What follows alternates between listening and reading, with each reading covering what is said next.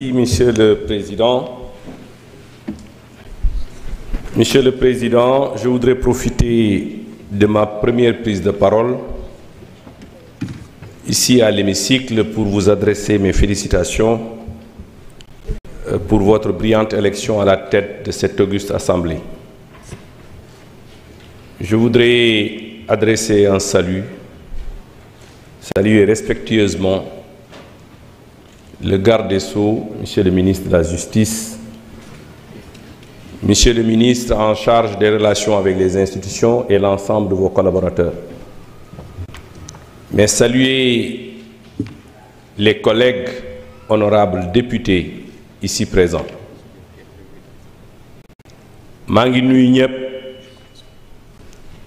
ci baatu assalaamu aleykum wa rahmatullahi taala wa barakaatu.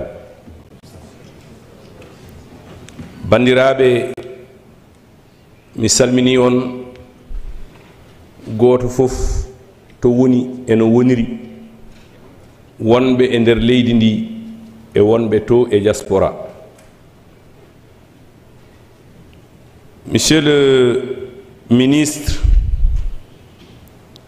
vous l'avez clairement indiqué dans l'exposé des motifs qu'il y a urgence et un besoin de stabiliser les institutions à travers bien sûr la nomenclature définie par l'article 6 de la Constitution. Monsieur le ministre, autant on peut être d'accord avec l'exposé des motifs en termes de rationalisation, en termes d'utilisation de ces ressources pour les déployer ailleurs. Je pense que c'est le rôle et le devoir des nouveaux tenants du pouvoir de déterminer les urgences et les dépenses qu'il faut y consacrer. Monsieur le ministre, c'est aussi un besoin que de stabiliser cette nomenclature institutionnelle de notre pays. Les stabiliser, c'est éviter, vous m'excuserez du terme, ce tripatouillage constant à chaque fois qu'un homme arrive à la tête de la nation. Je pense que l'article 6 a connu beaucoup de modifications. On l'a dit ici, je ne vais pas y revenir. Je suis convaincu, vous l'avez dit tout à l'heure, que ce n'est pas dans le programme, que cette modification ne cache pas une autre modification de l'article 6. Vous l'avez dit et on vous croit, Monsieur le ministre. Je m'en vais donc lire l'amendement à l'article 1er du projet de loi 13/2024 portant révision de la Constitution. Exposé des motifs. Les nombreuses modifications apportées à l'article 6 de la Constitution participent grandement à l'instabilité des institutions de la République. Afin d'éviter les modifications abusives au gré des régimes politiques et de garantir ainsi une stabilité durable de nos institutions, le présent amendement propose de passer par la voie référendaire pour modifier les dispositions de l'article 6 de la Constitution. Amendement. Ajouter un dernier alinéa à l'article 1er ainsi qui suit. Les dispositions du présent article ne peuvent être modifiées que par référendum. Wassalamun ala man ittaba al-huda. Wassalamu alaikum. Merci beaucoup, honorable Abdou Karim Sall. Je voudrais juste rappeler la procédure du règlement intérieur en son article 80. Dans la discussion des contre-projets et amendements, seuls peuvent intervenir l'un des signataires, un orateur d'opinion contraire le président et le rapporteur de la commission saisie au fond et le ministre intéressé sans préjudice des dispositions de l'article 71. Est-ce qu'il y a une opinion contraire? Honorable Ayib Daffé, vous avez la parole.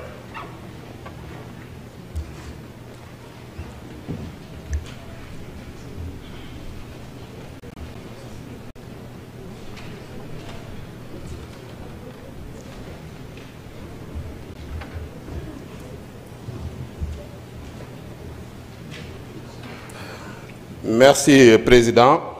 Je pense que mon collègue, l'honorable député Abdou Karim Sall, avait déjà présenté cet amendement en commission et l'amendement avait été rejeté pour des raisons que nous avons évoquées, puisque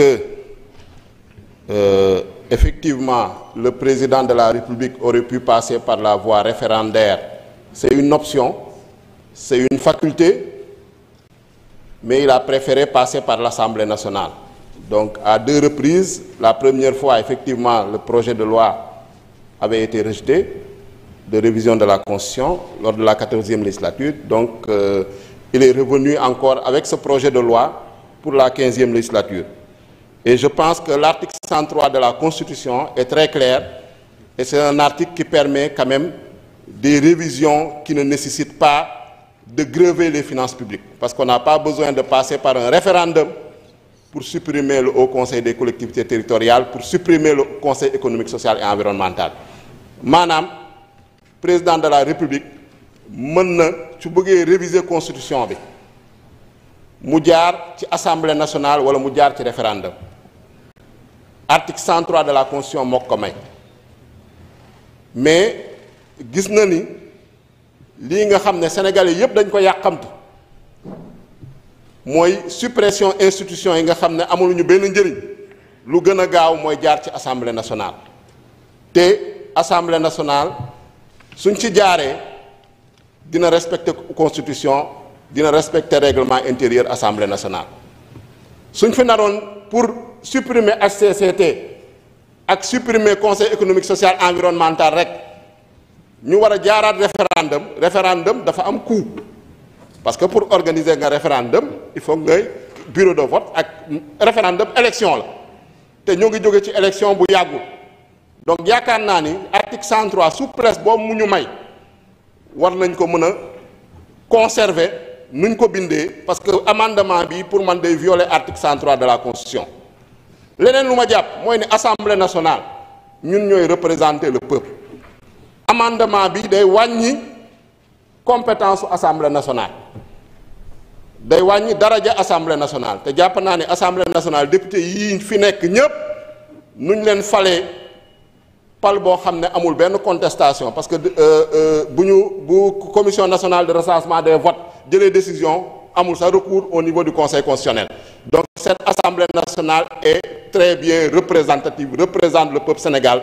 Donc am na compétence am na légitimité pour mën a réviser constitution bi donc moo tax ma jàpp ni en tout cas amendement bi comme nuñ ko rejeté en commission dañ ko war a rejeter également en séance plénière voter contre cet amendement te voter projet de loi bi tel que gouvernement bi nu ñu ko indilee yaakaar naa gouvernement bi projet de loi yu ñu indi leer na naññ nu mu ko bindee amul benn en tout cas gàkk-gàkk donc moo tax may comme nu nga ko waxee woon commission rek demander à ce que ñu rejeter amendement bi ñu voter contre amendement bi voter projet de loi bi tel que gouvernement bi ñu ko indee di leen remercier merci beaucoup.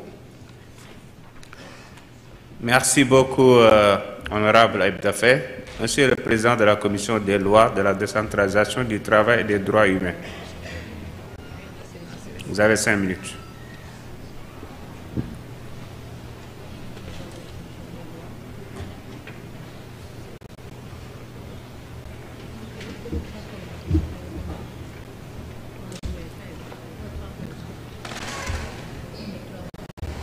Salam alaikum, Monsieur le Président Manglay Niou, Monsieur le garde des Sceaux, ministre de la Justice, Monsieur le ministre du Travail, de l'Emploi et des Relations avec les institutions, honorables députés, honorables collègues. Je suis nuyu ñëpp di gërëm ñëpp di wax ni effectivement en ma qualité de président de la commission des lois, de la décentralisation du travail et des droits humains, nous avons été saisis hier en commission technique de cet amendement. Et en légaliste, nous avons pu observer scrupuleusement les dispositions du règlement intérieur en ses articles 79 et suivants. Lorsque la parole a été donnée à notre honorable Abdou Karim Sall qui a eu la proposition de cet amendement, effectivement, il a fait son exposé et le débat a été ouvert. Monsieur le garde des Sceaux a eu effectivement à donner un avis contraire, à demander à ce que un rejet soit opéré par rapport à cet amendement. Et je rappelle que non seulement la commission était réunie, le quorum avait été largement atteint. Et après discussion, effectivement, l'amendement a été rejeté en commission.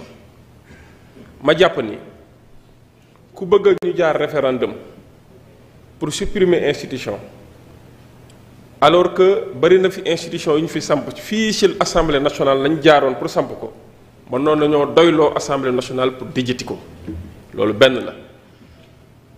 honorable Ayib dafay wax na ko léegi mënuñoo taxaw di bëgg a yaxanal sakkanal pour mën a jëmmal askan wi ci wàllu yenn dépenses yi di créer yeneen dépenses pour dijjati benn institution wala ñaari institution.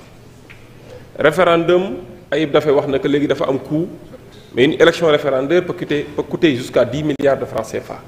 Alors pour simpi institution budgétivore comme ni ñu ko tàmmee di qualifier bu amul njariñ askan wi parce que askan wi xamuñu ko HCCT au conseil des collectivités territoriales conseil économique social et environnemental bi nga xamante ni seeni rapport fi ñu ko destiné lu dul président de la république moom président de la république nga xam ne moom la ñu destiné rapport yi nee na gis nañu ba mu liiree rapport yam fa fekk ba mu xoolee lañ fa liggéey amalu ko njariñ pour mu doxal li ko sénégalais yi sant je pense que mën nañoo jaar assemblée nationale pour dijjati ko.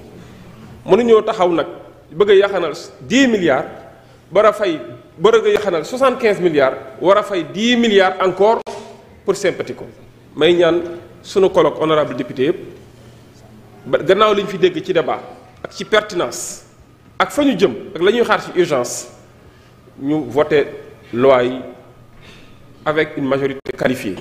On n'est pas là pour écraser comme la dernière fois vous l'avez suggéré mais nous sommes là effectivement pour répondre aux aspirations du peuple sénégalais. Je vous remercie. Merci beaucoup, Monsieur le Président de la Commission des lois. Donc, Monsieur le rapporteur, vous avez 5 minutes. Merci, Monsieur le Président.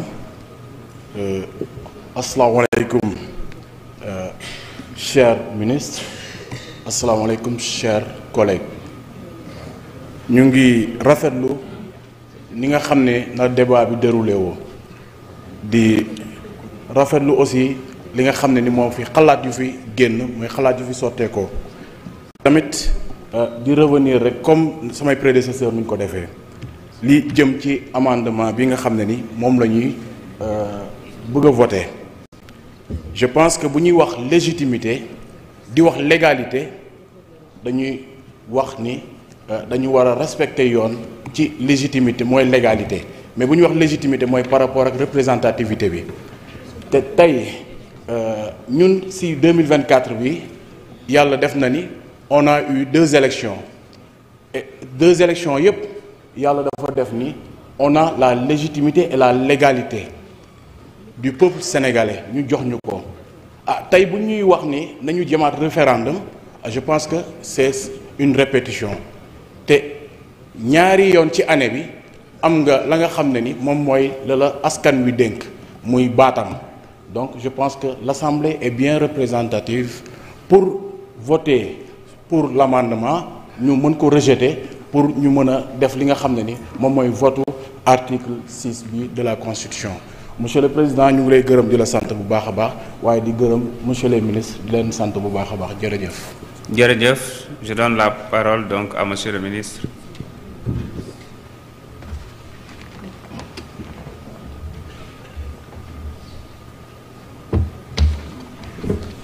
Je vous remercie, Monsieur le Président.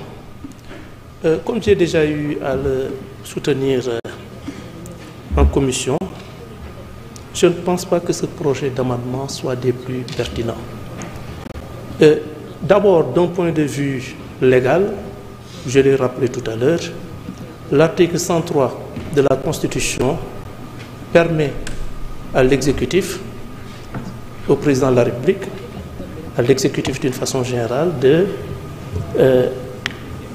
soumettre un projet portant révision de la Constitution au référendum ou de choisir la voie parlementaire. La deuxième voie donc a été choisie et je crois encore une fois que c'est la plus appropriée, ne serait-ce que pour des raisons pratiques. Nous avons connu dans ce pays, en l'espace de 8 mois, 2 élections qui sont déroulées d'une façon transparente et qui ont permis au peuple sénégalais de se prononcer sans équivoque.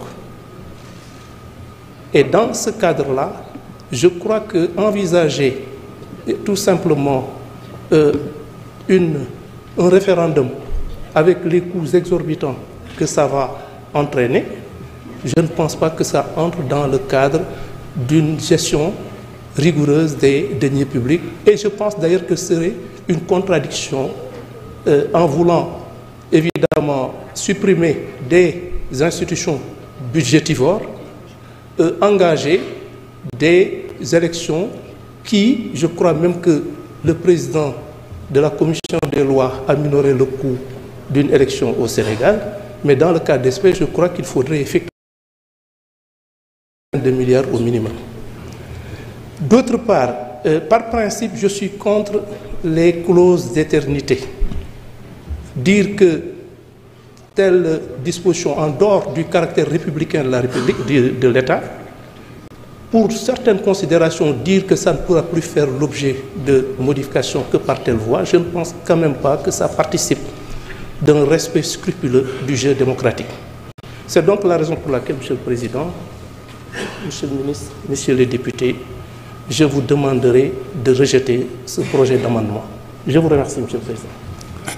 Merci beaucoup, Monsieur le Ministre. Je mets aux voix la proposition d'amendement à l'article 1er.